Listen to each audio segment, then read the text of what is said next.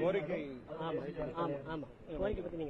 அதாவது மாண்புமிகு தமிழக முதல்வர் அவர்கள் தமிழ்நாடு அரசு பணியாளர் தேர்வாணையத்தினுடைய தேர்வு முறைகளையே மத்திய அரசு நடத்துவது போல மாற்ற வேண்டும். மத்திய அரசு பணியாளர் தேர்வாணையம் நடத்தக்கூடிய உயர்ந்தபட்ச தேர்வுகள் அனைத்துமே 2 நிலை தேர்வுகளும் ஆன்லைன் மூலமாக நடத்தப்படுகிறது.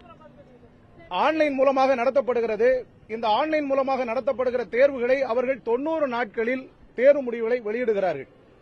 ஆகவே மத்திய அரசு பணியாளர் தேர்வாணையத்தை போல தமிழ்நாடு அரசு பணியாளர் தேர்வாணையத்தையும் தமிழக முதல்வர் அவர்கள் மறுசீரமைப்பு செய்து ஒரு முதல்நிலை தேர்வு எப்படி ஒரு அப்ஜெக்டிவ் டைப் எக்ஸாம் நடத்துறாங்களோ அதே போல மெயின் தேர்வையும் அப்ஜெக்டிவ் டைப் தேர்வாகவே கொண்டு வாருங்க. இது போல எழுத வைக்கிறதுனாலதான் நிறைய குளறுபடிகள் நடக்குது. ஆகவே மத்திய அரசு எவ்வாறு நேர்முக தேர்வுகளை எல்லாம் நீக்கி மத்திய அரசு தேர்வுகளில் நேர்முக தேர்வினை கிடையாது, அதுபோல குரூப் 2 லெவல் வர நேர்முக தேர்வை தவிர்த்தால் இன்றைய இளைஞர்கள் மத்தியில் இந்த அரசின் மீது ஒரு நம்பிக்கை ஏற்படும். ஆகவே தமிழக அரசுக்கு மிகச்சிறந்த கோரிக்கையா வைக்கிறோம்.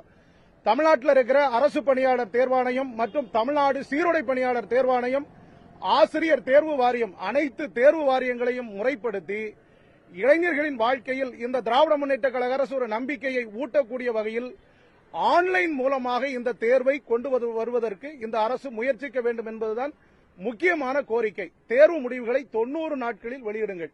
அப்படி வெளியிட்டால் இளைஞர்கள் மத்தியில் ஒரு நம்பிக்கை ஏற்படும். இது மீண்டும் மீண்டும் மாண்புமிகு தமிழக முதல்வர் அவர்களுக்கு வைக்கிறோம். இது அரசுக்கு எதிரான போராட்டம் அல்ல, அரசிடம் நாங்கள் இன்றைய இளைஞர்களின் சார்பாக வைக்கிற கவன ஈர்ப்பு போராட்டம்.